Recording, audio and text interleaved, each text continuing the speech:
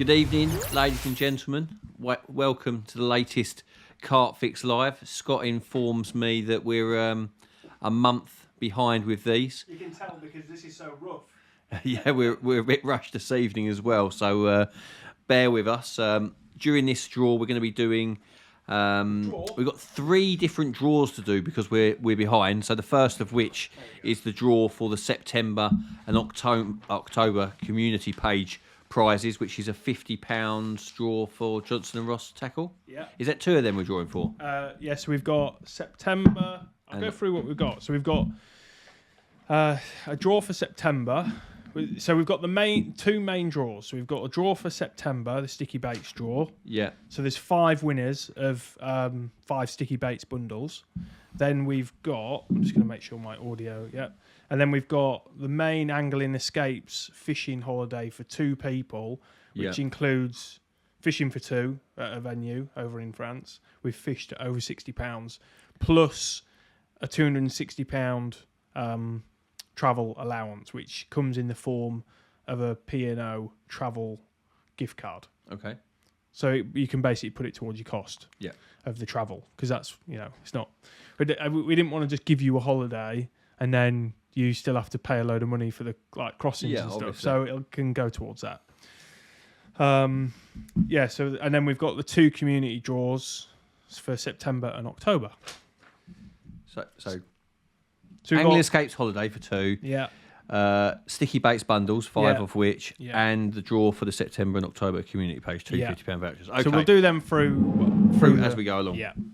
So what have we been up to in recent weeks? I've just returned home from Lake Bled. That's a thinking tackle shoot for Corda. Probably won't be out until next autumn, I'd imagine they put it out at the time of year which it was filmed. So that's something to look forward to. Tough shoot, days only, getting up at stupid hours of the morning, reeling in at 11, back to the apartment for 12, not getting to sleep till 1, up again at 5.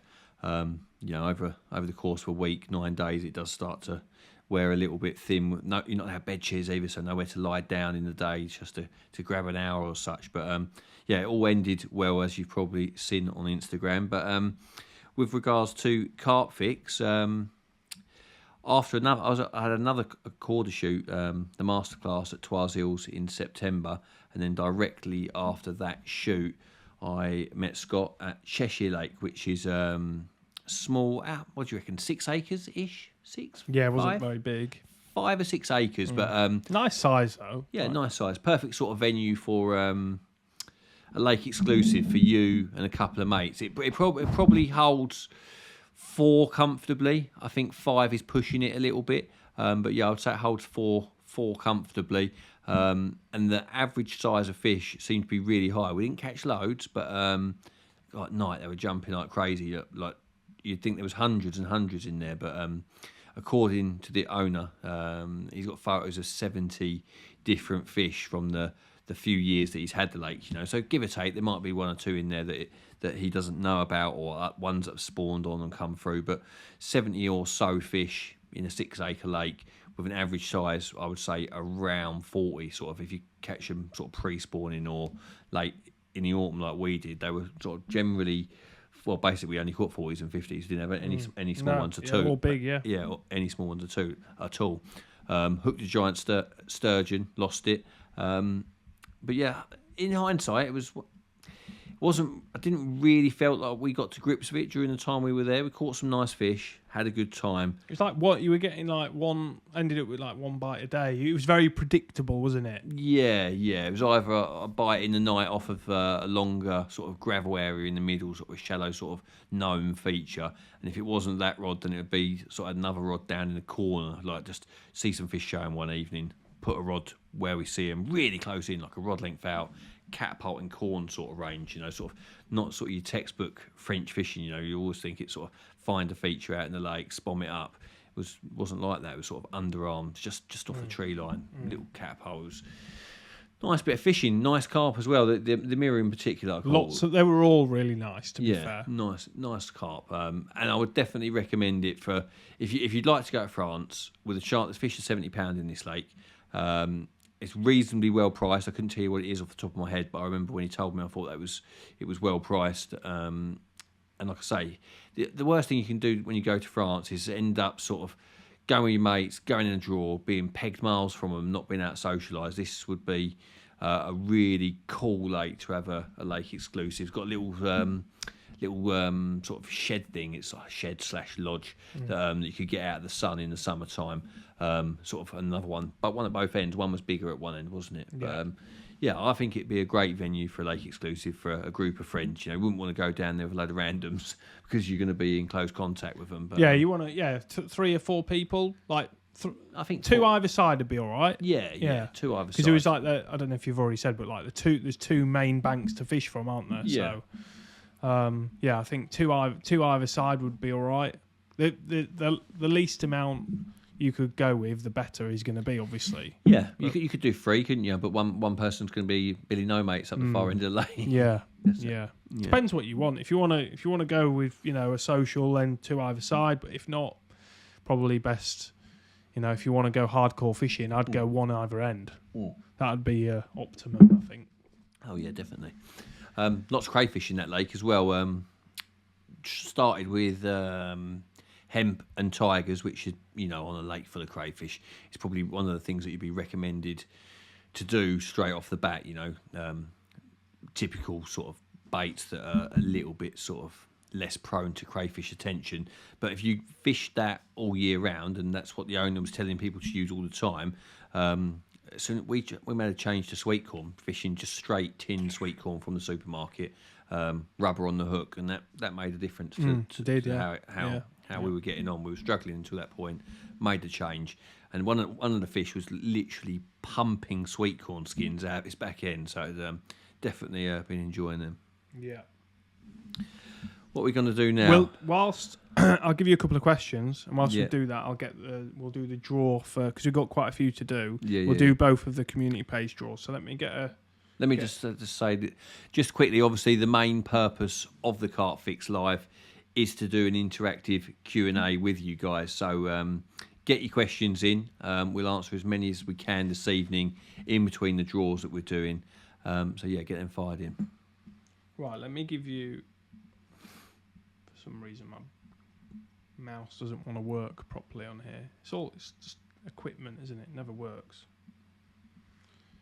Timothy Robinson has asked, what are your go-to tactics at this time of year? Does matching the hatch help convert more bites on pressured day ticket waters?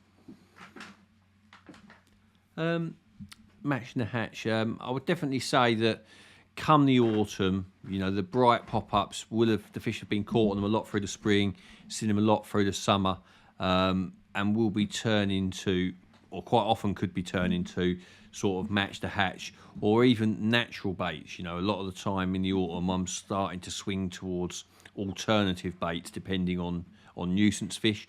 If you're fishing somewhere that's got a lot of bream, obviously you can't get away with stuff like sweet corn and maggots and all of that. And in the autumn, fishing in the deeper water with match the hatch style baits, that's definitely a big fish tactic in the autumn. Fishing in the deeper water, in the siltier zones, with either pop-ups or wafters, but not so much on the bright ones. You could say that match the hatch is a bit of an edge, but it's not always the case. It's all dependent on the venue, what the fish have seen. And there are no steadfast rules in carp fishing. It's just educated guessing, really. So what you're saying, is sort of true, but it's not always true. And I would always try to be using something alternative, as in like maggots and sweet corn, if nuisance fish aren't really a problem. So don't ignore the alternative baits, especially if the bream aren't too bad. Cool. Right, what I'm going to have to do is, for some reason, I need to unplug your mic, plug this into here, which should allow this to work, and then, so if you press tap to draw there, so this is for you can't hear you on there, but this is for the September draw for the community page. So J. Cole has won themselves just going to go back onto here just so I can save it. J. Cole's just won a £50 Johnson Ross voucher. Well done. Oh, you can't hear me. Yeah, cut well in the background, like yeah. Right, and then we'll do the. There you go, Octobers. So this is everyone that entered the October community draw. Lewis. So I'll find Lewis's entry. I've basically gone back through all the entries, so I'll Lewis, I'll get in touch with you. Can they see that? Yeah, they can see it. Yeah.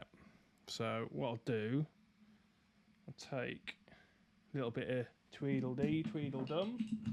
Back in the room. You will be in a second. All being well. Hold on. But I don't know why it's doing that. So give us a bit of audio. Testing, 1, 2, 3. No, hold on. You're on this one. Try again. Testing, 1, 2, 3. We're back in business. We're back in business. So what's the next? Little chat about the Gigantica film. Yeah, so you went to Gigantica with Ash. Yeah. So When was this? August, was it? I think it was August. Yeah, it was summer, wasn't it?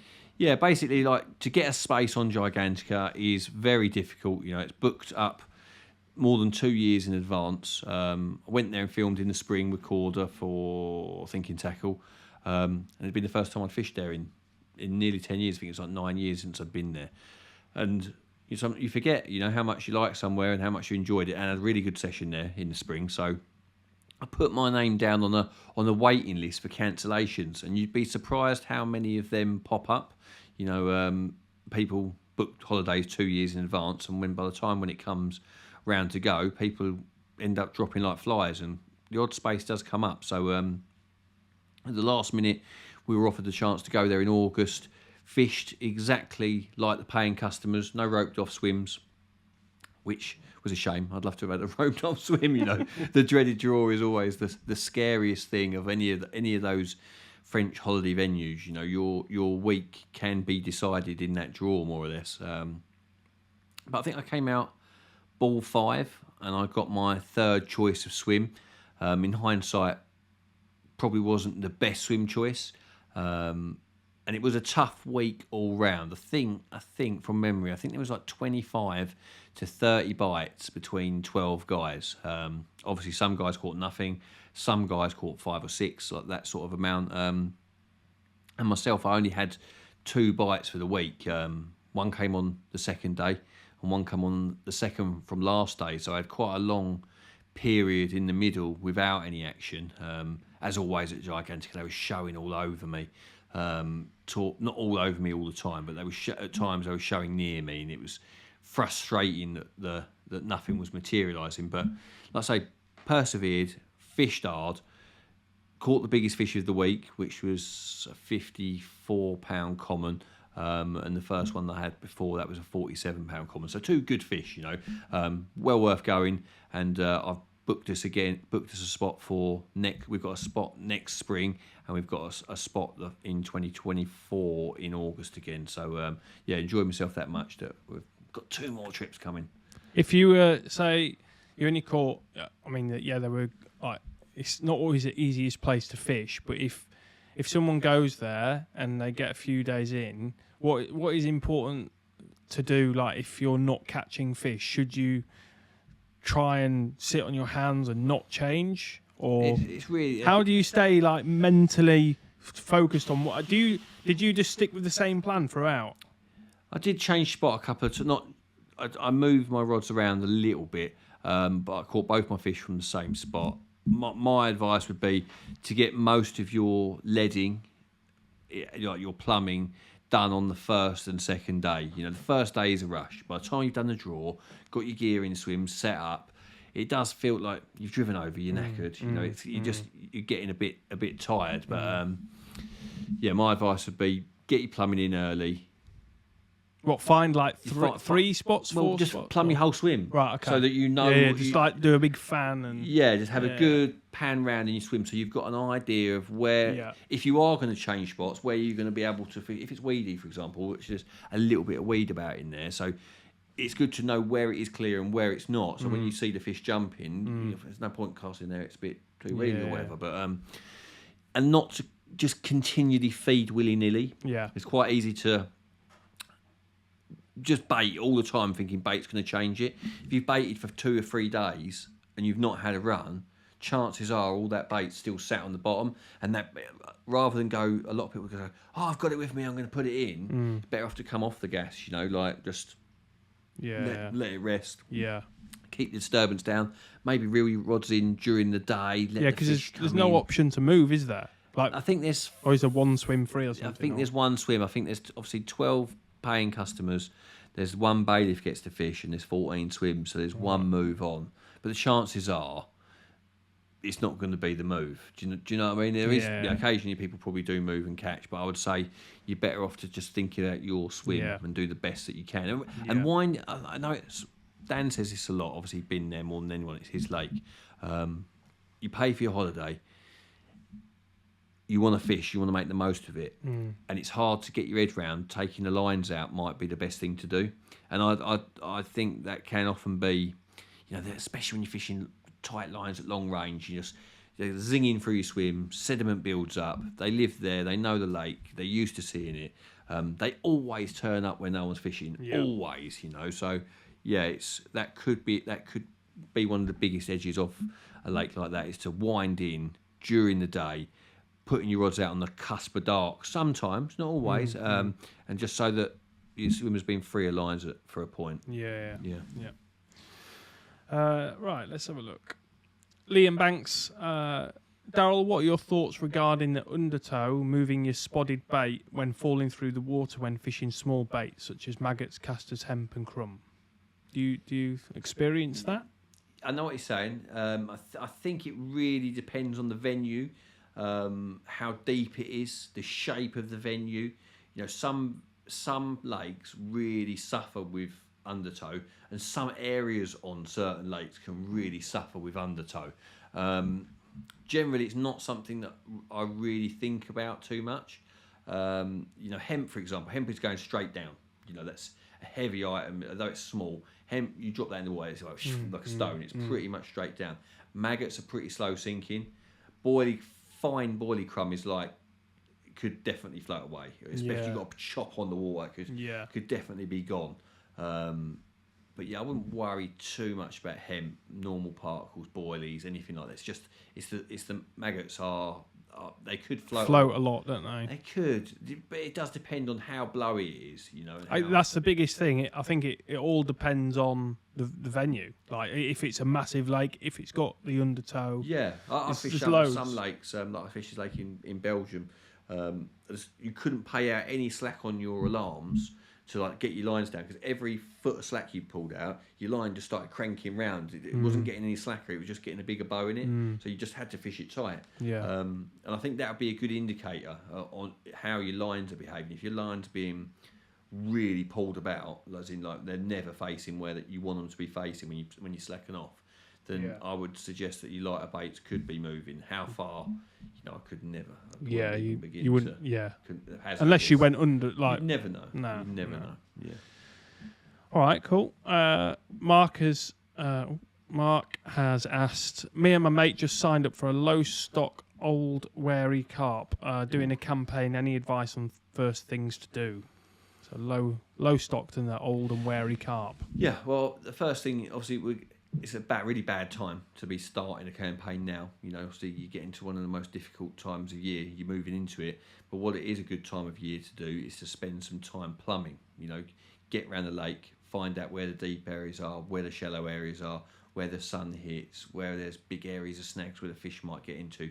Do a lot of homework. Maybe wrapping some rods up in swims. How many wraps it is to a snag bush on the far bank, whether it's a clear spot, whether it's an old lily bed, whatever it may be, a reed bed. But a little bit of plumbing, taking some notes of wraps, putting them into your phone, working out the depths, and having that information before you start looking for them. Come the spring, when the weather starts to turn, you're going to be there looking at first light, you're going to be doing your first few nights on the venue, and that information and that sort of groundwork, it can only be a positive.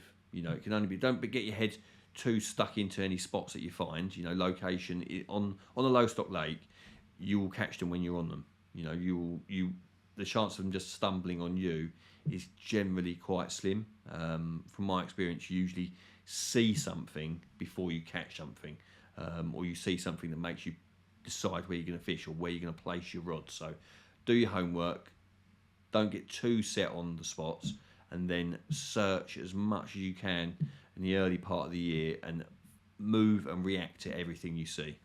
Cool. Joey Thomas asked, just got a winter ticket on Embryo Devil's Lane in Surrey. Have you fished it, or do you know anything about it? Don't know anything. I heard of it. Yeah, I've heard. I heard that they were doing the winter tickets. Yeah, I really don't know anything about it. But Rob Burgess is probably the man to ask. Rob knows a lot about the embryo lakes.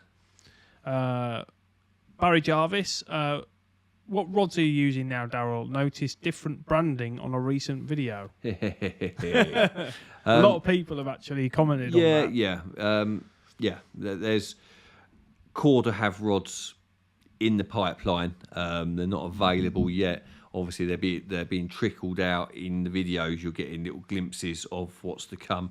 I don't want to be drawn on talking about them at the moment, because I've been using them. I like them, obviously, but I don't want to say anything that I shouldn't say. So the Corda have got rods coming. They're nice. I like them. You'd have to wait and see. Yeah. Yeah. Okay, J. Cole. Darrell, what would you say is the UK fish you would have most wanted in your photo album, the Black Mirror or the Burfield Common, as I know you dabbled for both of them? Probably Black Mirror. The Burfield Common is probably a more difficult fish to catch. But the Black Mirror, I prefer mirrors, if I'm honest. And if I could pick one, I would, the Black Mirror. So King Ding-a-ling. Yeah. Tom Young, hi lads, fishing a very weedy lake. What would be your go-to rig? Well, it's a very common question, something like that. And the lake being weedy doesn't always dictate the presentation. If the spots are clear, then you're fishing a rig that would fish on a clear spot, whether there's weed in the lake or not. But if you're going to fish on weed, then that's a different conversation entirely. There's but there's a lot of different types of weed out there, varying in sort of how they grow off the bottom and their sort of makeup.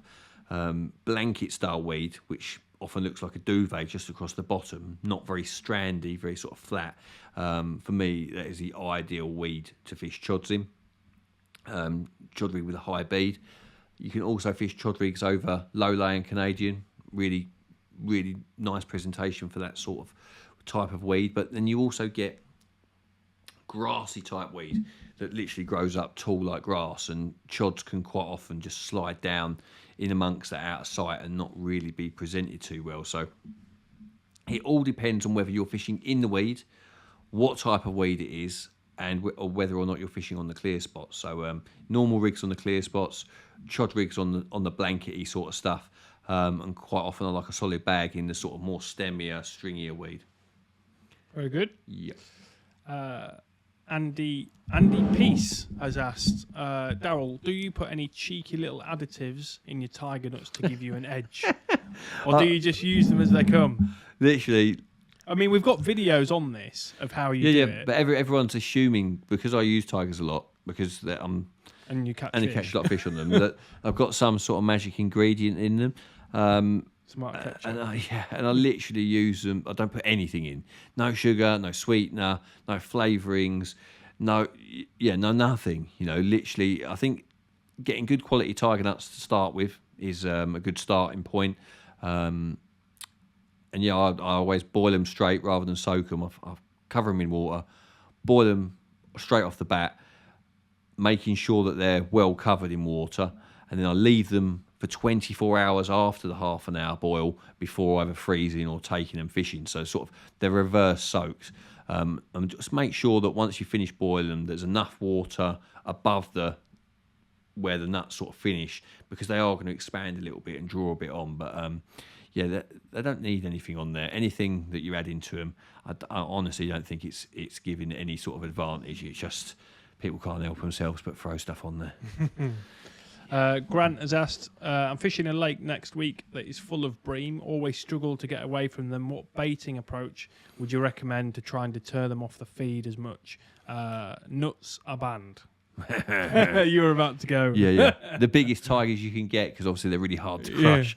Well, I've always found on lakes that have got a lot of bream in, then if there's loads of bream, the bream are eating a lot of the natural food within the lake, and the carp will naturally be more hungry because of the competition from the bream. That's generally what I've found.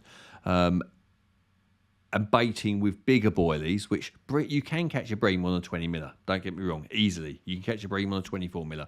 But if you bait reasonably heavy with 20 millers, I would suggest that bream will struggle to woof them back. You know, they're not going to be firing them down their necks like 10 mils and 15 mils. They're going to be eating one of them, probably taking 10 minutes over it.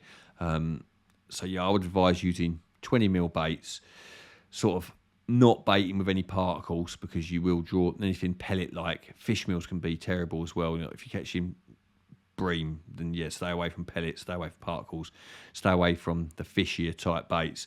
Nut baits, bigger boilies, spreading them about a bit. Bream when you are they get very focused on the spot, so you spread out your baits a little bit more, and bait up. You know, bait up. If there's a lot of bream in the lake, the carp will be hungry and they will be up for a boilie from my experience. Cool. Good luck. Hopefully you don't get breamed out. Breamed to death. No one wants to be breamed to death. No. Gary Newman might like it. Not on carp tackle. Carlos has asked, do you think in big lakes in Spain or France like Cassian or Oriana, fishing with zigs will be a good tactic? Probably not. Why not? I think on have you ever done it? Not on big lakes, no. Well, I've caught them on Orion on zigs. Yeah, real short zigs when they're coming into the forest and stuff. In the right place, they'll work, you know, in the right situation. But chucking them out blind, I don't think I feel very confident in that. If I was seeing them cruise over an area and they weren't touching baits, then I might give it a go. The Cassian's really deep in places. I can imagine like the adjustable zigs could work on there. Yeah. You know, in some areas it's probably 40, 50 foot deep, very close in. The fish feel really comfortable because they know they're nowhere near the bottom, jumping out all the time. Yeah. If you're seeing them jump all the time and you know it's too deep, especially spring. Say you went to Cassian March, April, they're jumping out over deep water. You know they're probably not on the bottom. And an adjustable zig drop from the boat could be quite a... You get a rough idea with the echo sounder as well. If you could see you could see sort of you could mark on the echo sounder. And when I mean mark, sometimes the fish will show up on the echo sounder and give you like what depth they're at. A rough depth they're Roughly, at. But with the adjustable, the beauty is if you drop that out there with the boat, you know it's not tangled. You can mess around with it. You can, like you say, mark a fish, try at that depth. But I quite often think that that's hard. A lot of people would say you want the zig just below them and they drop down onto it. I actually think in hindsight, you know, I've always thought that as a younger man, that they come down onto a zig when you get it at the right depth. But I actually think you want it slightly above where they are and they come up onto it. I think they see it better and they're more likely to go for it when it's just above the eye line. So, yeah, slightly higher where you think they're swimming. So don't rule it out. Mark Castle, I've been fishing your multi-rig and had good results. If you lengthen the tubing on it, will it make any difference?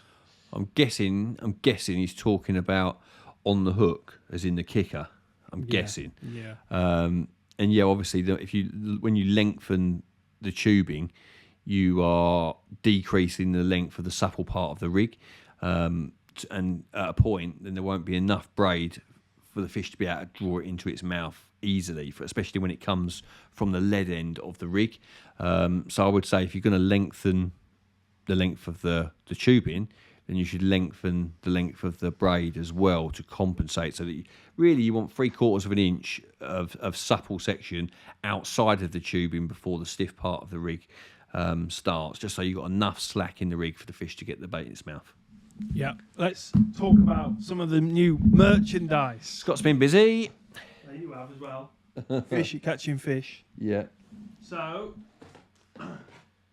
what you got here, buddy? well, you can hold some of the hats up. I'll model them So one by one. the shop is live at the moment. It's not quite finished, so we're not really going to advertise too much. But if you go to the normal merchandise shop that we have, CarpFix.shop, there is a range of stuff on there. So we have things like just this merchandise. All it is we just wanted, people ask us all the time for stuff. So, we've got the normal mugs that we, it's the most popular mug, even though we've only done a few mugs. It's, always, thermal driving cup. Would you say? Was that what you call it? Yeah, I've used it a few times. It doesn't keep your drink warm for forever and ever. It is a drink. No. It's a mug. If you if you catch a fish, you make a brew. You catch a fish, or you get a fish on, it's still going to be all right when you go back. It's not going to keep it warm for hours and hours. Yeah. It's not a thin slit one or anything like that. No, it's just to keep it warm for a little bit longer. Yeah. Like on a cold day, it's good. Air fresheners, they're all on there. I saw Rob Burgess wearing this one the other day. Towels. They're my hair's going to be all ruined now, isn't it? When that comes off. Yeah. So the hat that you're wearing now, that is a thermal and water repellent beanie. Nice little so air fresheners. And then the beanies, so we've kept the chocolate one, so that's as before. And we've got, for people that like a little bobble, we've got one of those pom-pom beanie. There's a plum. I like this one. Yeah, plum. I'll put it onto you there, look. That's a plum, and we've also got charcoal as well. So we've got a few of those. There's different hoodies on there. There's one like what I'm wearing there. If you would like anything for Christmas, then that is your place. What's that towel for, Scott? What do you do with that? Well, what do you want to do with it? So the last thing is we've got these boxes. So we're going to be able to, on the website, there'll be a page where you can basically get a bit of a discount if you buy multiple things, and you can select what you want to go in the box, and it'll do it at a set price. Multi-piece box. Yeah, so if you want to, that's not quite... A bit like a KFC yeah. bargain bucket. Yeah. But it's perfect for a present, It comes with a little sticker on the top. It's all logo. Okay, there you go. Yeah, and it a nice presentation box. And the best thing is, we're going to package it with PVA nuggets. With PVA nuggets? Yeah. Free PVA nuggets. There you go. There you go. I'm going to take these ones, by the way. Yeah, you can take those. And this. Yeah. Okay. I'll get a question. But yeah, CarpFix.shop is back on. Everything's in stock. I know there's a lot of people been waiting for the mug that Darrell's holding there, but they literally turned up today. So everyone that's waiting for one, I know some of you have been waiting a long time, they're getting shipped out tomorrow. Okay. Yeah. Well done. Let's do a couple of questions, shall we? Yeah. Let's find where we were. CarpFix.shop. CarpFix.shop. Okay. Matthew Allen, when solid bag fishing, what hook length? I go for 2 to 3 inches, but I've seen some anglers use 6 inches or so. I'd be worried about tangles. So what length do you go for your solid bags? I like about 4 to 5 on the longish side. I would say 2 is if you're using a 2, that is the minimum that I would use. I probably wouldn't go much below 3. I like the idea. There's a few particles there. Fish probably ain't got a chance to really feel what's going in its mouth because of all the food items at the same time. And I like to give a big fish enough rope to hang itself. I don't want it to pick the bait up and literally get pricked on the outside of its lip because it hasn't had enough rope enough hook link to get it into its mouth before it's moved. So I like a little bit of slack in it just to let it in the mouth, get it a couple of inches back before it tightens. Well, not a couple of inches, but an inch back before it tightens, because I'm scared of just nicking it and having a hook pull. Yeah, I don't know. I'm not too sure. I think Rob uses probably 3 or 4. Yeah, if you say from the eye of the hook to the eye of the swivel. Yeah, that's got to be 4, isn't it? Yeah. Right, okay, here we go. Back on track. Richard has asked, would be interested in your thoughts on pre-baiting or continuous baiting, specifically with boilies throughout the colder winter months. Little and often, I believe, will keep the carp eating. So pre-baiting and continuous baiting. Yeah, it depends on the venue. Again, it's one of those questions that I fished at Sutton at home in the winter, a lake full of bream, like I've mentioned earlier in this podcast about lakes where there's a lot of bream. The fish, the carp, are more likely to be on the lookout for food, and they ate boilies all the way through the winter there. But on other deeper lakes, really deep lakes, once it gets cold, the fish might be nowhere near the bottom, and if you're baiting through January, February, and March, the fish might all be swimming around a few feet below the surface, and the bottom could be 30 feet away. So it does depend on the lake. If you're fishing at a reasonably shallow lake, a reasonably murky lake, like one where the bird life isn't too bad, and it's got a good head of nuisance fish, then pre-baiting, just steady trickling the boilies into an area where the fish are holding up will keep them looking. They will definitely feed all the way through the winter. If there's a lot of nuisance fish, and you put in the bait exactly where they are in a depth of water where they're comfortable, they will eat them. Over time they will definitely eat bait. But it's a question there's so many questions in carp fishing that haven't got an exact answer. It's all dependent on so many variables. But if you think that the fish are encountering those boilies is in the right depth, and they're not all getting eaten by birds, and the fish are swimming at the right depth, then I think a steady trickle rather than hammering it in is definitely the way to go. Cool. Nathan, did you ever fish or have any interest in fishing Ashmead back when it was a syndicate? Not really. If it was a bit closer to home, then maybe I'd have considered it. But it was a very, very long way away, and I'd have had to pass a lot of great venues on the way that I hadn't already fished. So it isn't somewhere that I'm not saying I would never fish there. I would definitely fish there. It's a beautiful little lake. It looks super cool, especially in the summer. I can imagine it being a real nice place to fish. Short range, short fishing and stuff. But it's not somewhere that I ever considered fishing. Yeah. Nathan is currently on Turner's Lake at Norton Disney. I think there's a few 40s in there now. You've never been there. I've not been to asking Norton for yet. Advice. I'd probably say send Rob Burgess a message. Yeah. He will definitely give you some advice. Yeah. J. Cole. Darrell, what would you say is the UK... Oh, no, done that one. He's already just repeated the question. Alex Thompson. When using a bare lead, is there a rough guide to what depth is based on how long it takes for the lead to hit the bottom?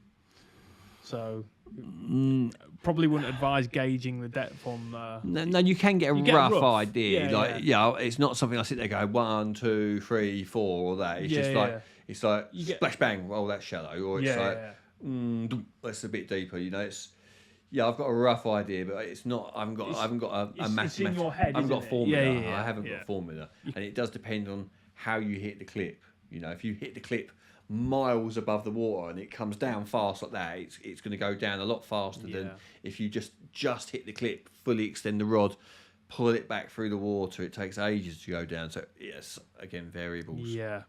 So no real definitive answer to that one. Carl, evening lads. Do you think it's getting to the time of year for single baits, or okay to carry on with the spod? Right, that's a good question. That's a good question. We don't really do prizes too much more because I'm trying to just cut down anything that takes work for me, like posting things. Yeah. I try and stop it. Yeah. But we could bring it back. But that's a good question. In that,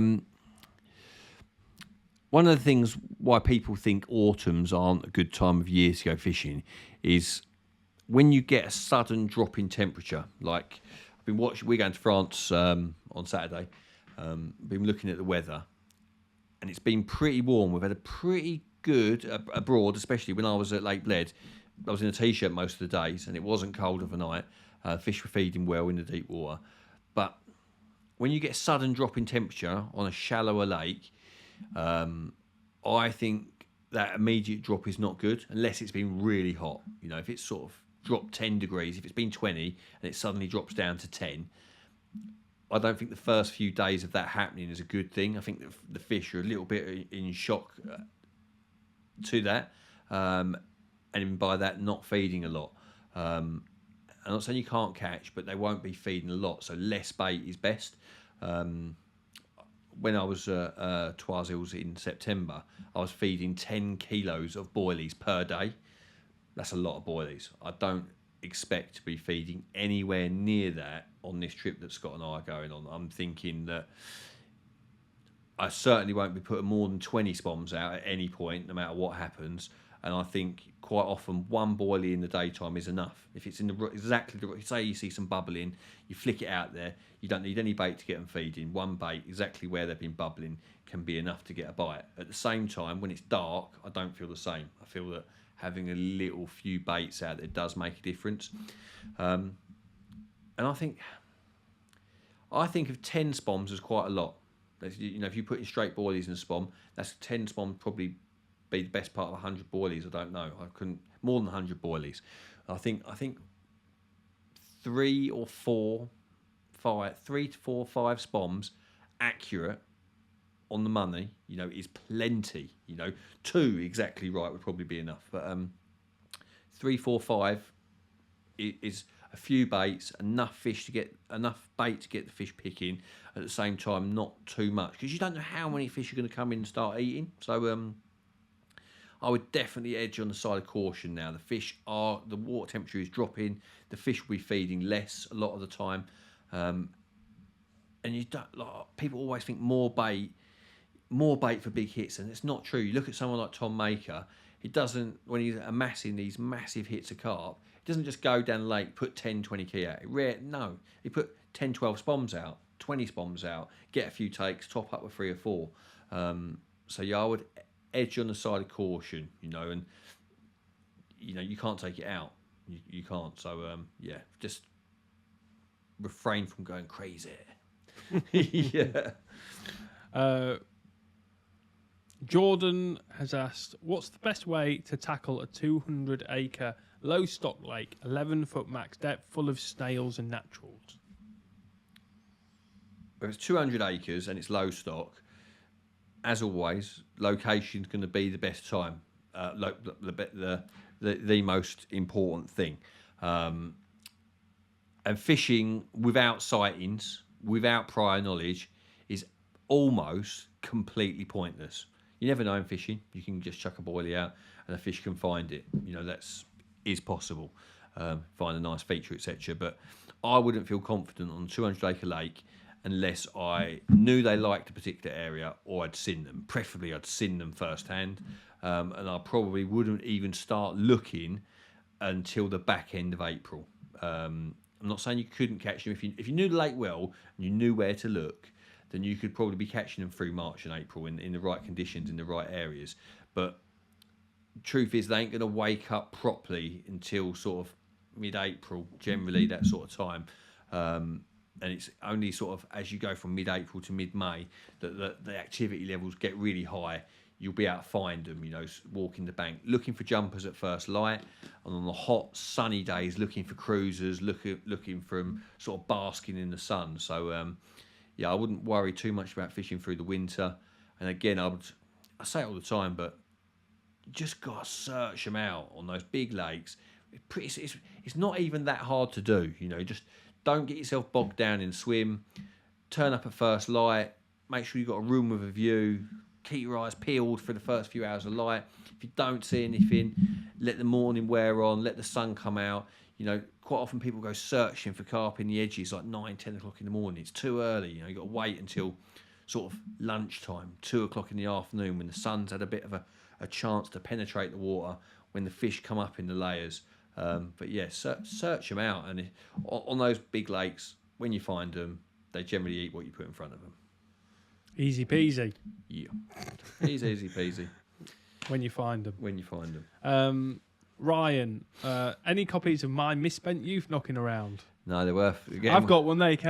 What, 500 quid? Yeah, I'll get a couple of messages a day from them. It's like mad. It's mad. But we do have that one. Yeah, I got a few of them. Yeah, Darrell-Peck.co.uk. Yeah. Go on there and you can get a signed copy. Yeah. There you go. Are you ready yet? No. Now, I've got a collection of books there that I'm going to read when I'm about 80, if I make it that far. We've got William has asked, following on from Liam's question about maggots, would you put a Medusa rig on your multi-combi rig, balanced with a small pop-up? Is that possible? Yeah, I'm getting. When I think Medusa, I think like I picture the old school version, where it's literally like 100 maggots just stuck to the outside. Yeah. You know what I mean? Like the whole massive thing. Yeah. Where it's not really how it's done. That nowadays, most people are like tying a ball to the back of the bait, and I think that would be a really. Yeah, I think you could definitely do that on the combi multi rig. I've not tried it. I generally fish just a rubber one on top of a wafter. But yeah, I generally don't do the ball of them because it's messy. And if you're fishing in clear water, I don't think it really matters. If you're fishing in murky water in the dark, then yeah, I guess a little stinky ball of that you threaded up. Tom does it. Tom Maker does it. Ties a little ball of them. Yeah. I've never done it. It's a bit. Yeah, it's a bit messy. It's a bit messy. Multi-combi rig with a snowman, yes or no? Definitely. Scotty, when we went to Twiles Hills, didn't you? As you're selling your pineapple snow. Is that what you're hoping to use this time? Probably. Yeah. The most successful bait or baiting technique or whatever on there I've ever had is a snowman. Yeah, snowman's good. Wafters on there work really well. Yeah, but a snowman is like, I don't think I've really caught anything else. Yeah. Yeah, no, you can definitely use a snowman on the combi motor rig. Any slow sinking bait, wafter, it will work well. I'm going to be fishing snowmen this week on at least one of my three. Yeah, he's going to be copying me, he is. Maybe not. Maybe. James Burke, what would your baiting approach be for an extremely low stock, small water, no huge fish but very old, stuff with weed, naturals, extremely hard to locate? I use tigers a lot. So again, especially at shallow lakes where you've got bird life and that tiger's really low key, slightly underused bait. I use tigers a lot. I generally don't. My fishing doesn't really revolve around baiting. It always revolves around location. It's only when I start to notice something, as in I start to pick out patterns. When you don't know a lake, and obviously every year is different from one to the next. I find just if you bait somewhere, you're just drawn to fish on the bait. You fish to the bait, and that's not my style. I'm a hunter. I like to locate the fish and fish to what I see. But over time, as a campaign, or if I'm stringing sessions together, and I start to notice that fish are frequenting certain areas, then I will start to trickle it in. I never go too mad, but generally fish to what I see, and then when I start to notice patterns of fish visiting the same areas frequently, then I will start to trickle bait in those zones. Cool. Craig, fishing over the top of high in the water weed on a clear spot, the other side of the weed bed, tight lines or slack? Tight. Yeah, that's simple. Yeah, but there's just no way around it. It's if you fish slack between the weed bed and the bank, then your line will sink down, pull the line tight at the other end anyway. So it might as well be tight in the first place. Yeah. Cool. Yeah. New hoodie looks good. Yep. I ain't got one of them yet. Yeah, I have to get you one. But someone said actually that the shop's not live. It's still in like maintenance mode. So I will check that out. Maintenance mode. I've been working on it today, so I'm not too sure if I've made it live. But keep an eye on it, and all the stuff that we showed you a little while ago will be available very shortly.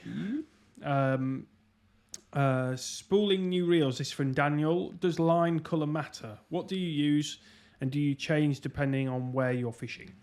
I spool up crazy amounts. Have you spooled up my reels for next week? You've got the same line on from 1984. You get a single bleep and you'll be snapped off. I change line all the time because obviously there's a lot on the line when I go fishing. Big film crew hanging off the back of me, but obviously different lines suit different scenarios. In an ideal world, I would fish fluorocarbon a lot of the time. I love how it sinks. I love how low stretch it is. It's probably my favourite line to fish with, but it starts to get uncomfortable at sort of 110 yards. I can fish it a bit more, don't get me wrong, but because I use the 12-pound contour from Corda, the force needed to cast it more than 110, when you start getting up to 120 yards, the force that you're generating is putting that line in jeopardy of cracking off. So once it gets to that sort of 27 wraps mark, I tend to change to tapered line because it just makes the job so much easier. I've been using the tapered long chuck from Corda, and obviously in the years gone by I've used the tapered subline a lot. I much prefer the tapered long chuck. It doesn't sink quite as quickly as the subline used to, or does so, but it's a lot less stretchy. And I think when you're fishing at long range, how quick your line sinks isn't really that important. I think it's more important that you can feel what you're doing and that the lead's not stretching out much further than you've plumbed and stuff. So, yeah, I tend to use fluorocarbon up to 110. I change to tapered long chuck in the 0.33, which is the 15-pound, when I'm fishing sort of 120 to 140, 150, that sort of range. I use braid where I'm allowed. You know, when I fish at Orient, I always fish with braid. Most of the lakes in the UK, I find that you're not allowed to use braided mainline, so I don't tend to find myself fishing with braided mainline much in the UK. I really like it. Brilliant for accuracy on your spots. Brilliant for fishing slack lines. Really strong. But one of the negatives of braid is it's not mistake proof. If you get a fish on, no matter what range you're fishing at, you haven't got any time. You know, everything happens so fast. If your clutch isn't set right, if the line suddenly gets tighter than you want it to, then you can tear the hook. Whereas with a monofilament, you're fishing at 100 yards, it's pretty hard to rip the hook no matter what you do. You know, because you've got that sort of elastication or the stretch that's in the mono.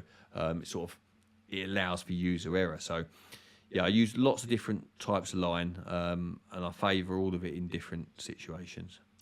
Very good. Phil Thomas has asked, when setting up a new swim with no big physical restrictions, how do you lay out your swim in relation to rods, bivvy, landing nets and mats?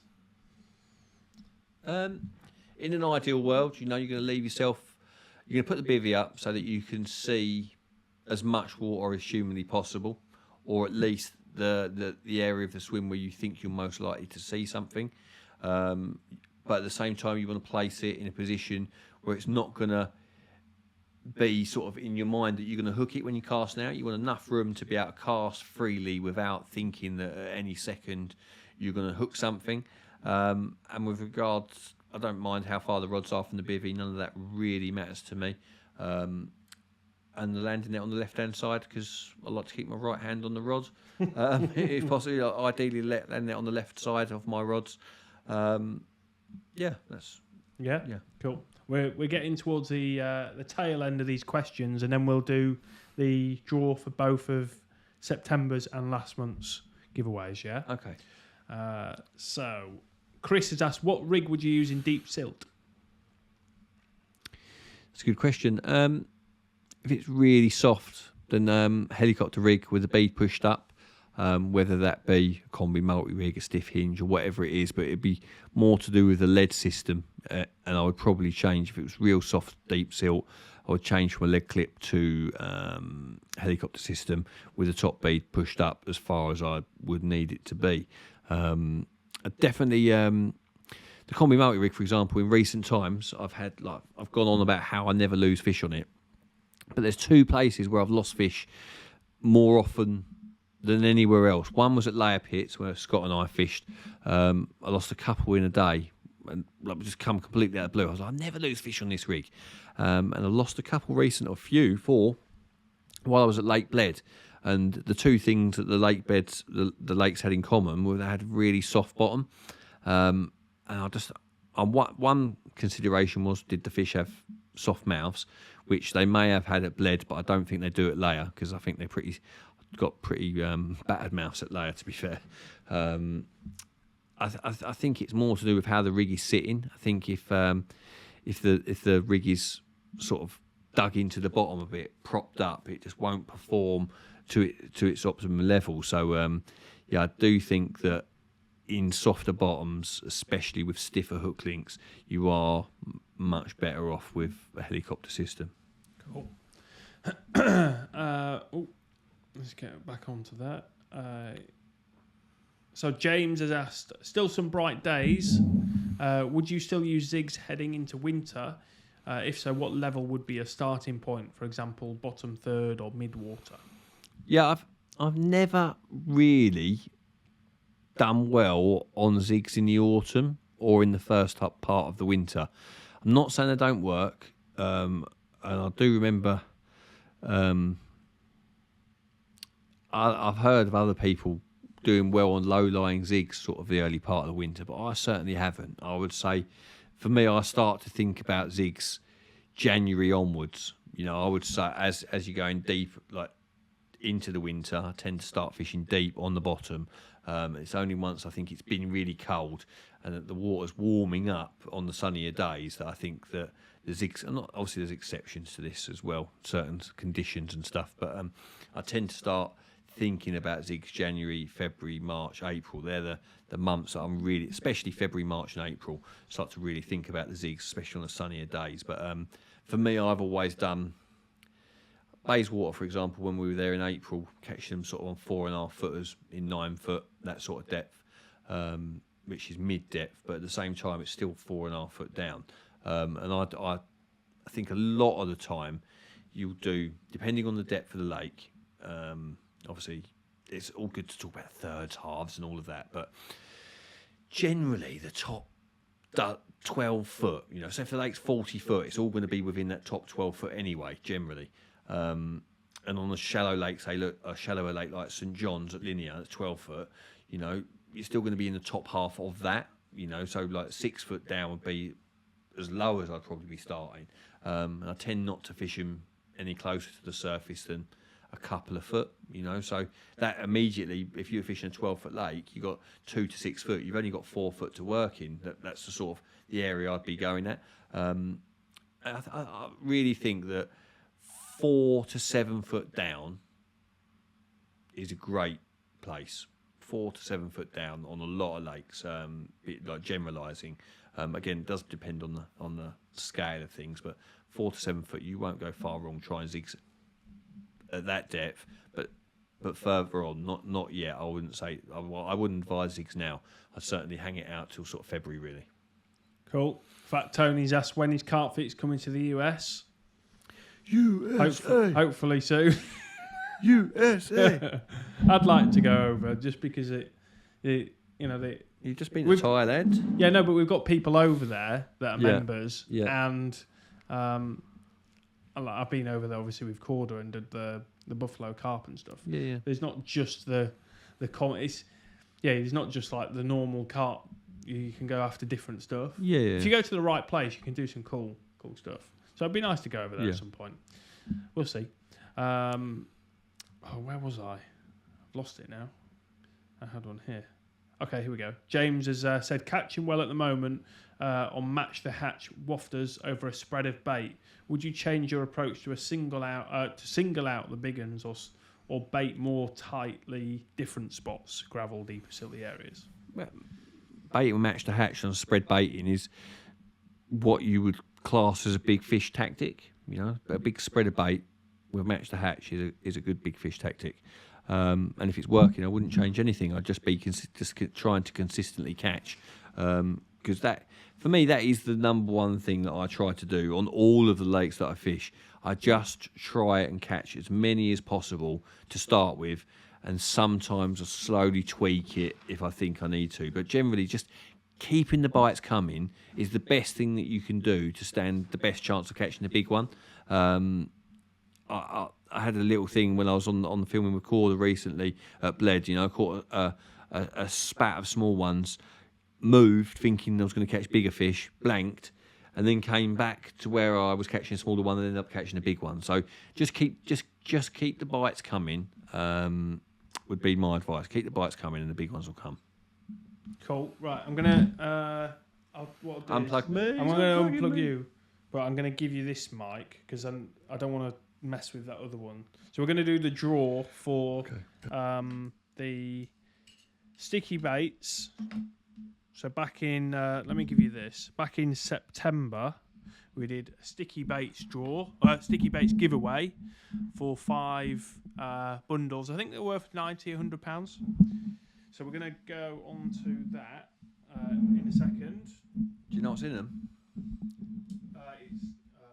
Sticky baits bundles, 90 to 100 quid's worth of sticky baits gear. Not off the top of my head. No. Bear with. So, someone asked, what is going to be the next big carp story? So the next one's going to be out at Christmas, not too far away now. So did you... no. So did you decide what you were going to do? Or tell people what you're thinking of doing? What's the deal? Sorry about the noise. Absolute amateurs. I'm thinking for Christmas, I've got 2 in my mind that let us know in the comments which one they prefer. So one is the Welly story, which would be a 2-parter. One of the first season where I didn't quite get it right. I did catch a £50 common in my first season, but I definitely strung together a big string of winter blanks, big string of them. And then I turned it round in the second season, which was the year after the COVID, like when we were all locked down and stuff, and absolutely had it away and caught, I think it was 20 40s. I can't remember the months and the bites that I had, but it was a load of fish, like an absolute tear up. I think there was 4 more 50s amongst those 20 40s. So that's one option for the Christmas. I think if it was that, we could probably do like a Boxing Day and a New Year's Eve or New Year's Day, like for the 1-2 drop. But the other option is the Orient story from this summer, and the tale of the 76 pounder. I caught again a lot of fish. I can't remember how many it was. I think like 30 odd fish over a few sessions, few 50s, a 60 and a 76, which is to this day the biggest carp that I've ever caught and was a huge buzz. But I think the story is more of a campaign. I think the big carp story suits a campaign rather than a session. You know, that session at Orient was a big session, but I think the story of the highs and the lows of the Welly campaign is, I think there's more to take from it and more of a story. But yeah, I'll be interested to know what people would rather hear. Keep talking. Okay, let me have a little look at the thing. So, films that are coming up. Tomorrow we have. Tomorrow we have. Is it Robert? Thailand. Yeah, part 2 of Thailand. Yeah, so you've seen part 1 where Scott and Tom Maker were out in Thailand. So we've got part 2 of that coming tomorrow. And then the following Friday, we have Rob and Tom Maker fishing together, which is a little bit different. We've got a guy from Corder and a guy from Fox fishing together. Not a competition, not a match or anything like that. Just they know each other anyway, fishing together on one of the country's most popular day tickets. And yeah, I'm sure it's to be a good film. It's nice to have like 2 people in the film from time to time, isn't it? Like a little bit of back and forth in between the 2. Yeah, it was good. Yeah. I can't get this to work, so we'll do it like this. Tech's all wrong. I hate technology. There you go, this will work. Right, so I'll press the button and you can, tell you what, you can just be in the background.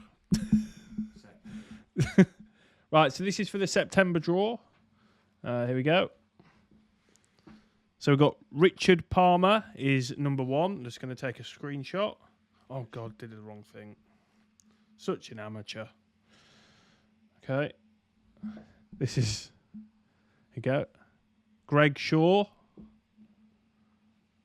Number 2. Curtis Clack. Number 3. Sam Ball. Number 4.